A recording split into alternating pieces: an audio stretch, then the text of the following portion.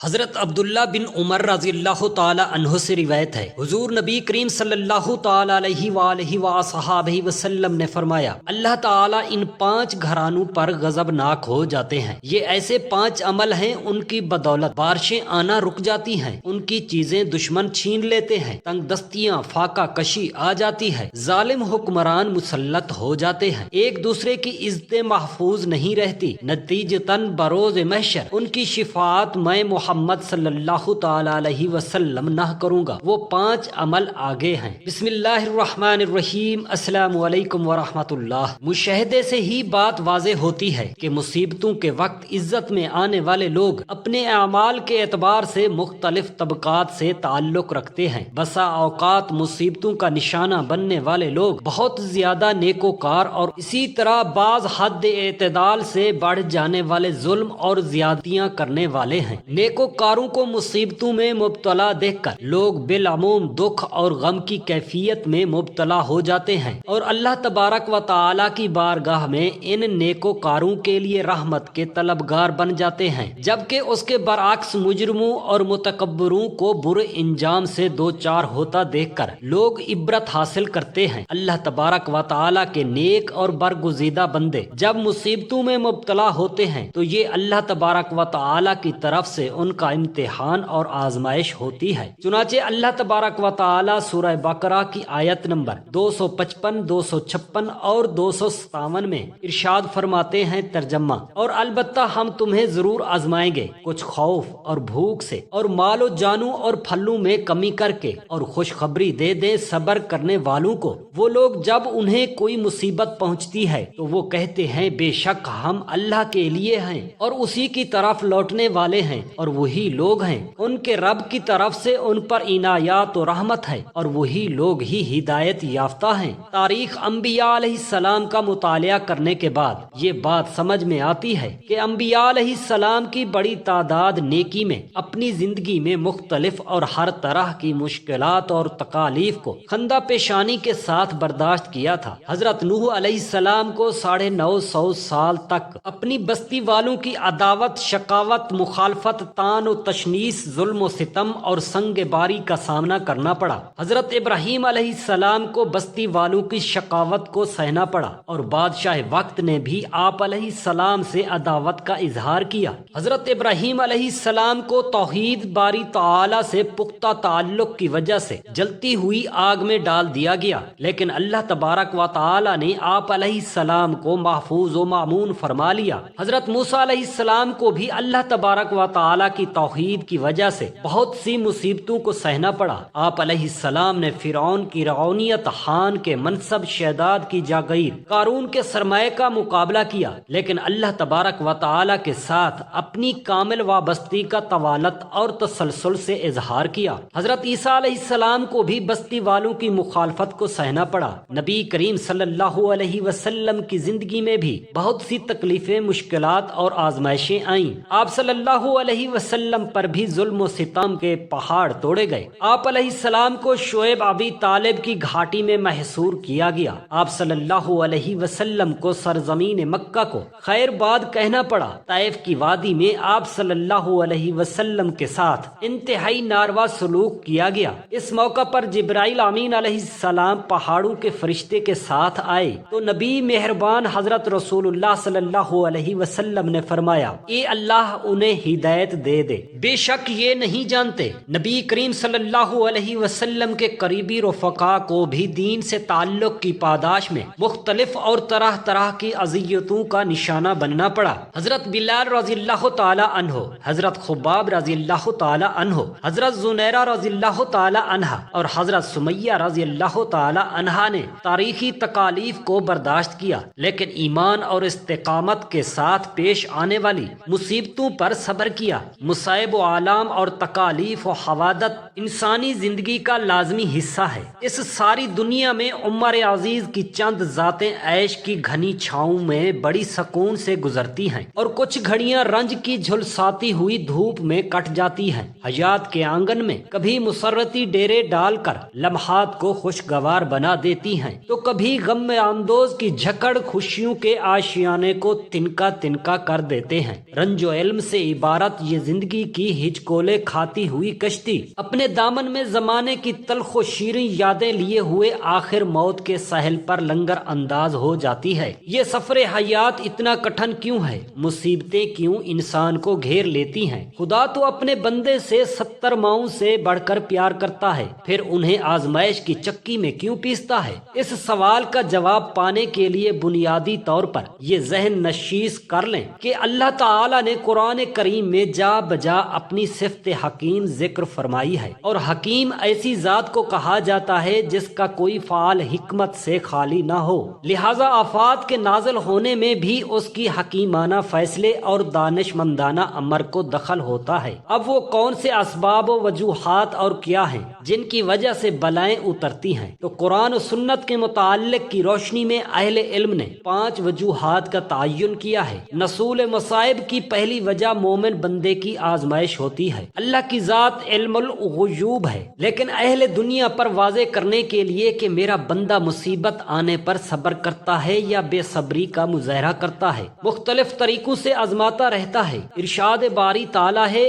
اور ہم تمہیں کچھ خوف اور بھوک سے دوچار کر کے اور مالوں اور جانوں اور پھلوں میں نقصان کر کے ضرور آزمائیں گے۔ دوسرا سبب مسلمانوں کے گناہوں کا کفارہ ہے۔ اللہ تعالیٰ مصیبت میں مبتلا فرما کر گناہوں کا بدلہ دنیا میں ہی دے دیتے ہیں اور آخرت کی سزا سے بچا لیتے ہیں۔ حضرت ابو سعید خدری رضی اللہ تعالی عنہ سے روایت ہے کہ رسول خدا صلی اللہ تعالی علیہ وسلم نے ارشاد فرمایا، مومن مرد کو جو بھی دکھ ہو، جو بھی بیماری اور جو بھی پریشانی اور جو بھی اذیت پہنچتی ہے، یہاں تک کہ اس کو کانٹا بھی چبھتا ہے، تو اللہ تبارک و تعالی اس کی وجہ سے اس کے گناہوں کی صفائی کر دیتا ہے۔ حضرت عبداللہ بن مسعود رضی اللہ تعالی عنہ نبی کریم صلی اللہ علیہ وسلم کا فرمان نقل کرتے ہیں، مومن شخص کو مرض یا اس کے علاوہ کسی اور صورت میں جو تکلیف پہنچتی ہے، اللہ تعالیٰ اس کی وجہ سے اس کے گناہوں کو اس طرح جھاڑ دیتا ہے جیسے خزاں رسیدہ درخت اپنے پتے جھاڑ دیتا ہے۔ تیسری وجہ نیک اور متقی لوگوں کے درجات کو بلند کرنا ہے۔ انبیاء، اولیاء اور سلف صالحین کی سوانح پڑھنے سے معلوم ہوتا ہے کہ ان کی زندگی میں بڑے کٹھن حالات اور دشوار گزار مراحل آئے ہیں۔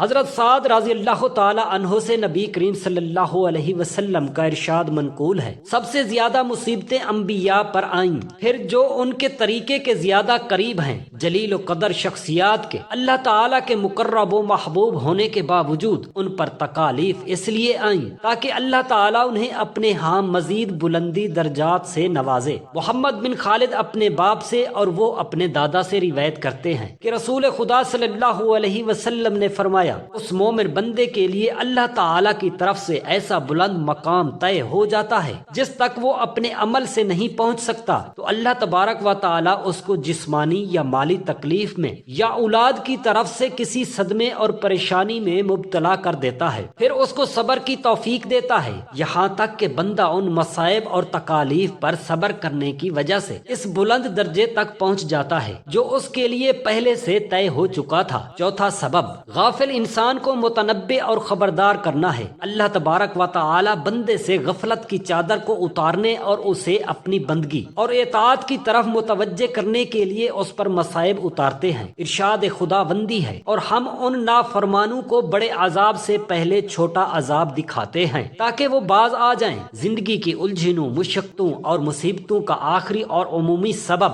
انسان کی بدعملی، فسق و فجور، خدا کی حکم عدولی اور شریعت کے احکام سے روح گردانی ہے۔ اللہ تبارک و تعالی جب گناہوں کی وجہ سے اپنے بندے پر ناراض ہوتے ہیں تو اس پر اپنی رحمت کے دروازے بند کر دیتے ہیں اور اس کی زندگی سے راحت و سکون ختم کر دیا جاتا ہے، جس کی علامت یہ ہوتی ہے کہ مسرت اور شادمانی کے تمام اسباب و وسائل کے ہوتے ہوئے بھی دل بے چین رہتا ہے۔ رب تعالی نے اپنے مقدس کلام میں بارہا اس حقیقت کو آشکار کیا ہے۔ ارشاد خداوندی ہے، اور جو مصیبت تمہیں پہنچتی ہے وہ ان اعمالوں کی وجہ سے ہوتی ہے جو تمہارے ہاتھوں نے کمائے ہیں۔ دوسری جگہ ارشاد ہے، اور جس شخص نے میری یاد سے منہ موڑا تو بلا شبہ اس کی زندگی تنگ ہو جاتی ہے، اور قیامت کے دن ہم اسے اندھا کر کے اٹھائیں گے۔ قرآن کریم میں گزشتہ ہلاک شدہ اقوام و امم کا متعدد مقامات پر تذکرہ ہے۔ اس کا سبب بھی ان کی سرکشی، نافرمانی اور وقت کے نبی کی تعلیمات سے انحراف کو بیان کیا گیا ہے۔ نبی کریم صلی صلی اللہ تعالی علیہ وآلہ وسلم نے بھی اپنے ارشادات میں مختلف گناہوں کو مختلف مصیبتوں کے نازل ہونے کا سبب بتایا ہے۔ حضرت عبداللہ بن عمر رضی اللہ تعالی عنہ کی روایت ہے، نبی کریم صلی اللہ تعالی علیہ وآلہ وسلم کا ارشاد ہے، اس وقت تمہارا کیا حال ہوگا جب 5 چیزیں تم میں پیدا ہو جائیں گی، اور میں اللہ سے پناہ چاہتا ہوں اس بات سے کہ تم ان کا ارتکاب کرو۔ نمبر 1، جب کسی قوم یا گھر میں اعلانیہ بے حیائی ہوگی تو اس میں ایسی بیماریاں جنم لیں گی نہ انہوں نے نہ ان کے آباء و اجداد نے دیکھی ہوں گی، ان کی اولادوں کے رشتہ نہ آئیں گے، اللہ کے ہر نعمت میسر ہونے کے باوجود دل بے چین رہے گا کیونکہ ہر وقت گھر میں شیطانی عمل کا راج ہوگا۔ نمبر 2، جو قوم یا گھر صاحب اطاعت بھی ہو پھر بھی زکوٰۃ ادا نہ کرے وہ بارش سے محروم ہو جائے گی، اور اگر جانور نہ ہوتے تو پانی کی ایک بوند نہ برستی، ان کا ہر لقمہ حرام ہوگا، ان کا مال و دولت شیطانی کاموں میں صرف ہوگا، وہ اللہ کی ناراضگی کا سبب بنے گا۔ نمبر 3، جو قوم یا گھر والے ناپ تول میں کمی کرتے ہوں وہ قحط سالی،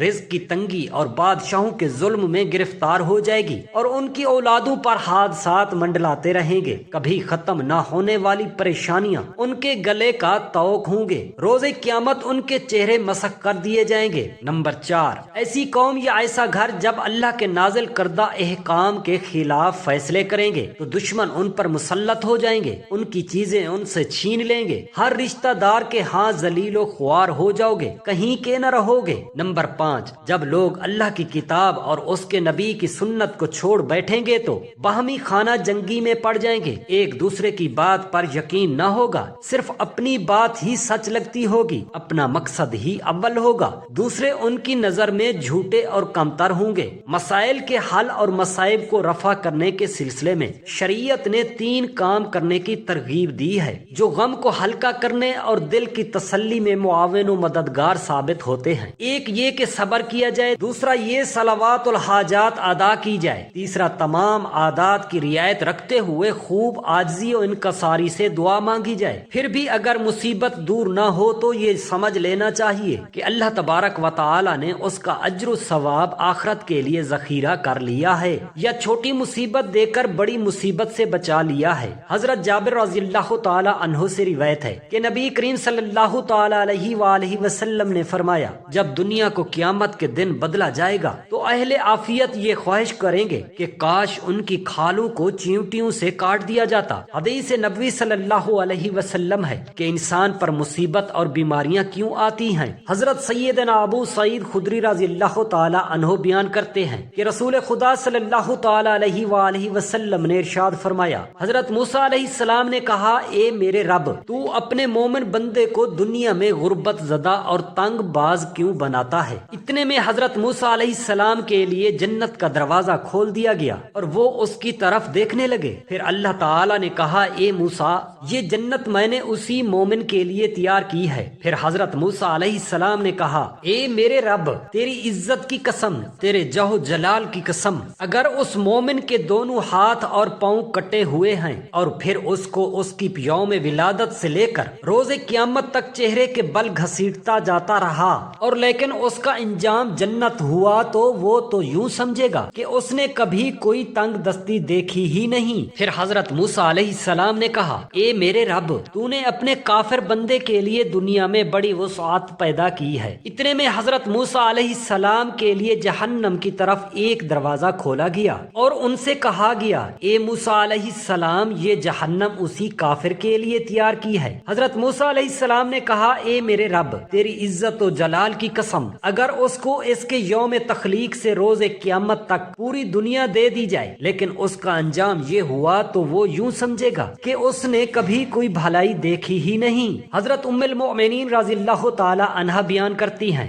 رسول خدا صلی اللہ تعالی علیہ وآلہ وسلم نے فرمایا، امراض اور ان کے ثواب کا ذکر کیا تو فرمایا، جب مومن کو کوئی بیماری لاحق ہوتی ہے اور پھر اللہ تعالیٰ اسے عافیت و صحت عطا فرما دیتا ہے تو وہ موت سابقہ گناہوں کا کفارہ ہے اور مستقبل کے بارے میں واعظ و نصیحت بن جاتی ہے، اور جب منافق بیمار ہوتا ہے پھر اسے عافیت عطا کر دی جاتی ہے تو وہ اس اونٹ کی طرح ہوتا ہے جس سے اس کے گھر والوں نے باندھ رکھا ہو اور پھر انہوں نے اسے چھوڑ دیا، اسے پتہ نہ ہوتا کہ انہوں نے اسے کیوں باندھا تھا اور کیوں چھوڑا تھا۔ کسی شخص نے عرض کیا، اللہ کے رسول صلی اللہ علیہ وسلم بیماریاں کیا ہوتی ہیں؟ اللہ کی قسم میں تو کبھی بیمار نہیں ہوا۔ آپ صلی اللہ علیہ وسلم نے فرمایا، ہمارے پاس سے چلے جاؤ، تم ہم میں سے نہیں۔ حضور اکرم صلی اللہ علیہ وسلم نے فرمایا کہ اللہ تعالیٰ اس شخص کے چہرے کو تر و تازہ رکھے جس نے مجھ سے کوئی حدیث سنی اور پھر ویسے ہی اسے آگے پہنچا دیا۔ اللہ پاک تمام مسلمانوں کی پریشانیوں کو دور فرمائے۔ اللہ تبارک و تعالیٰ سے دست ادب گریہ وزاری سے دعا ہے میرے تمام مسلمان بہن بھائیوں کے بچوں کو اللہ پاک اپنے حفظ و امان میں رکھے، آمین یا رب العالمین۔ جزاک اللہ خیرا کثیرا۔